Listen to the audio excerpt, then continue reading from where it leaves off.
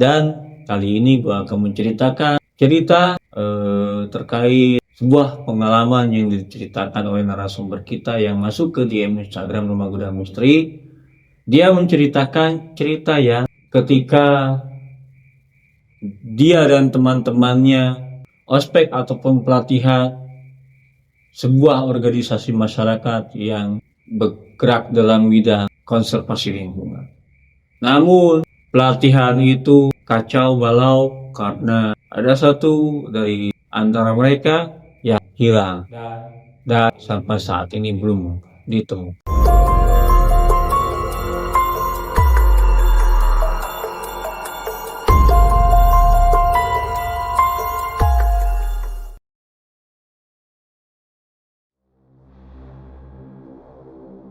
Assalamualaikum warahmatullahi wabarakatuh, Sampurasun. Balik lagi bareng gue Fikri Air Topik di Rumah Gudang Misteri. Dan kali ini gue akan menceritakan cerita terkait sebuah pengalaman yang diceritakan oleh narasumber kita yang masuk ke DM Instagram Rumah Gudang Misteri. Dia menceritakan cerita yang ketika dia dan teman-temannya ospek ataupun pelatihan sebuah organisasi masyarakat yang bergerak dalam bidang konservasi lingkungan. Namun pelatihan itu kacau balau karena ada satu dari antara mereka yang hilang dan sampai saat ini belum ditemukan. Jangan lupa like, comment, dan subscribe channelnya Rumah Gudang Misteri serta tekan tombol loncengnya. Kalau misalnya kalian mempunyai cerita horor ataupun ingin menjadi narasumber di Rumah Gudang Misteri, bisa DM ke Instagram di Rumah Gudang Misteri di Rumah Gudang Misteri official. Tanpa berlama waktu, kita masuk ke ceritanya. Jangan dilanjutkan kalau kamu penakut. Malam itu, di sebuah danau tampak persis seperti namanya, gelap, tenang, memantulkan bintang-bintang yang dingin.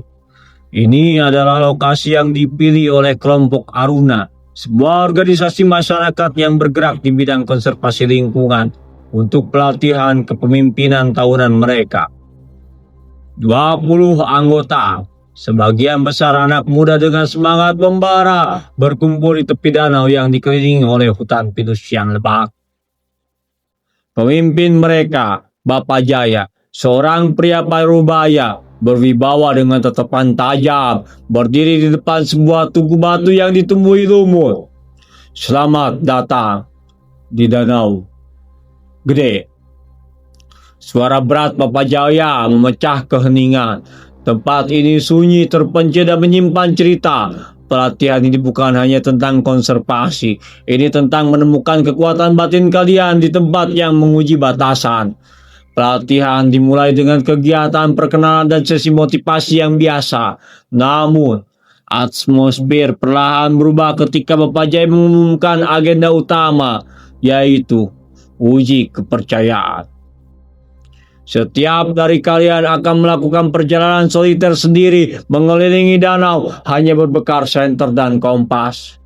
Kalian harus kembali sebelum fajar. Siapapun yang berhenti, gugur, tegasnya. Peserta pertama yang berangkat adalah Rima, seorang mahasiswi cerdas dan sangat logis. 15 menit setelah ia menghilang dalam gelap, peserta kedua Bagas berangkat. Waktu merayap lambat, hanya suara jangkrik dan gemercik air danau yang terdengar. Pukul 2 dini hari, seharusnya Rima sudah kembali, tapi ia tidak muncul. Bapak Jaya tetap tenang. Danau ini besar, mungkin ia tersesat sebentar. Kita tunggu, katanya. Tanpa ada nada khawatir. 1 jam kemudian, Bagas kembali dengan wajah pucat dan napas terengah-engah. Ada apa, Gas? Kenapa cepat sekali? Tanya Bapak Jaya. Bagas tidak bicara, hanya menunjuk ke arah danau dengan tangan gemetar. Air di tengah danau. Ia akhirnya berhasil berbisik. Saya melihatnya, sesuatu yang bersinar merah bergerak di bawah permukaan. Lalu saya mendengar suara seperti teriakan yang teredam, persis di tempat Rima yang seharusnya berada. Suasana langsung tegang. Beberapa anggota mulai panik. Bapak Jaya berdeham. "Bagas, kau pasti lelah. Ini hanya fata morgana di kegelapan."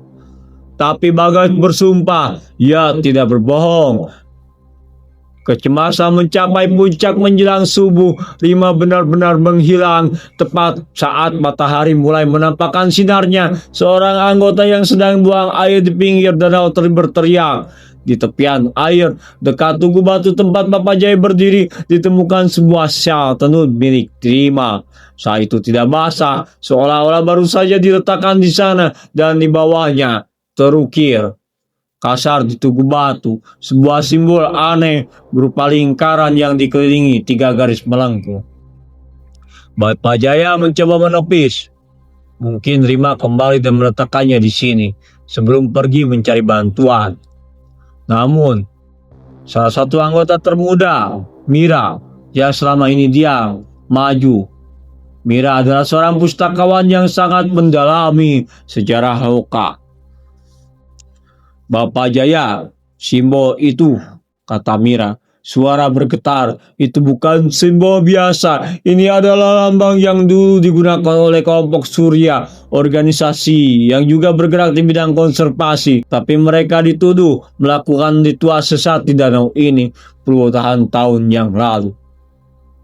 Mira menjelaskan bahwa kelompok Surya dipercaya mengorbankan salah satu anggotanya setiap tahun di Danau Gede. Sebagai persembahan agar alam tetap lestari, mereka menghilang tanpa jejak setelah insiden itu. Semua mata tertuju pada Bapak Jaya. Wajahnya yang tenang kini terlihat dingin. "Kalian terlalu banyak membaca cerita fisik," tugas Pak Jaya. "Tapi Pak," desak Mira, "Danau Gede ini bukan tempat pelatihan yang biasa. Tempat ini dipilih karena sejarahnya. Dan Bapak selalu menekankan bahwa pengorbanan adalah kunci konservasi sejati." Lalu Mira memperhatikan sesuatu yang luput dari perhatian. Cincin di jari manis Pak Jaya. Cincin perak itu memiliki ukiran yang persis sama dengan simbol yang baru saja ditemukan. Suasana menjadi sunyi dan senyap. Hanya debur ombak kecil yang terdengar. Pak Jaya akhirnya tersenyum. Senyum yang tidak menjanjikan kehangatan.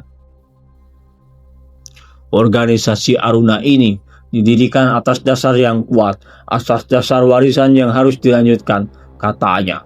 Sambil mengelus tugu batu, "Kalian hanya melihat cerita lama, tapi kalian tidak memahami esensinya. Allah meminta imbalan, dan Rima adalah tunas yang paling murni, paling bersedia. Ia telah menyatu dengan Danau Gede." Mata Pak Jaya berkilat. Kelompok Surya tidak menghilang. Mereka hanya berganti nama menjadi Aruna. Anggota kelompok Aruna yang tersisa kini menyadari bahwa mereka tidak berada di pelatihan konservasi, melainkan di tengah sebuah sekte misterius yang hidup kembali. Mereka hanya punya waktu beberapa detik untuk memutuskan, lari dan mengungkap kejahatan ini, atau menjadi korban pengorbanan berikutnya bagi danau sunyi. Di tengah danau, sinar matahari memantul, dan sesaat terlihat riak kecil bergerak di permukaan, seolah ada sesuatu yang baru saja tenggelam lebih dalam. Apakah itu Rima? Atau misteri Danau Gede yang kini semakin kelam? Oke. Segitu saja cerita di episode kali ini. Cerita sebuah organisasi yang melakukan pelatihan kepemimpinan, namun tanpa kita ketahui bahwa ada korban di dalamnya. Percaya atau tidak, itu hak kalian. Dan seseram apapun pengalaman horor kita, akan lebih seram kalau kita tidak punya uang. Assalamualaikum warahmatullahi wabarakatuh. Sampurasun.